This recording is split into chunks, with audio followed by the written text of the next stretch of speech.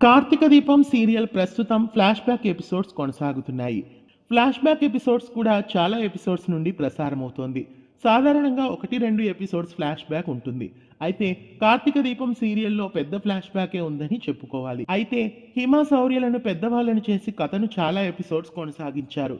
అయితే ఇకపై మళ్ళీ సెకండ్ జనరేషన్ ఉండదేమో, హిమ శౌర్యలు పెద్దవాళ్ళు కావడం అంతా ఒక కళ ఏమో అని కొంతమంది చెప్పుకువచ్చారు. అలాంటిదైతే ఏమీ ఉండదని చెప్పుకోవాలి.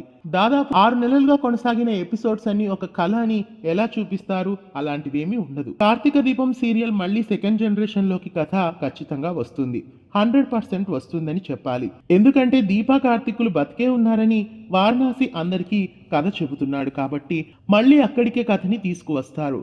పాత కార్తీక దీపం కథకు రేటింగ్స్ బాగున్నాయి కనుక వాళ్ళ కథతోనే సీరియల్ను ఎక్కువ రోజులు సాగదీస్తున్నారు. ప్రస్తుతం ఫ్లాష్ బ్యాక్ కొనసాగుతోంది కనుక తర్వాత సీరియల్ని ముగించాలనుకున్నప్పుడు మళ్ళీ కథను సెకండ్ జనరేషన్లోకి తీసుకువచ్చే ముగిస్తారు.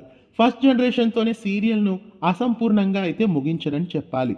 ఇంత పెద్ద హిట్ సీరియల్ను అలా అయితే ముగించరు. ఒకవేళ ఆ సమయానికి అందుబాటులో మానస్, మనోజ్, అమూల్య, కీర్తి అందుబాటులో వాళ్ళు ఉంటే మళ్ళీ తీసుకువస్తారు. లేదంటే వేరే వాళ్ళని పెట్టి సీరియల్ను కొనసాగించి ముగిస్తారు. సీరియల్ను ఫస్ట్ జనరేషన్తోనే అయితే ఎండ్ మాత్రం చేయరు. ఖచ్చితంగా సెకండ్ జనరేషన్లోకి వెళ్ళిన తర్వాతే కథను ముగిస్తారు. కార్తీక దీపం సీరియల్ గురించి మీరేమనుకుంటున్నారో కామెంట్స్ రూపంలో తెలియచేయండి. ఇలాంటి మరిన్ని అప్డేట్స్ కోసం మా ఛానల్ని సబ్స్క్రైబ్ చేసి పక్కనే ఉన్న బెల్ ఐకాన్ని యాక్టివేట్ చేయండి.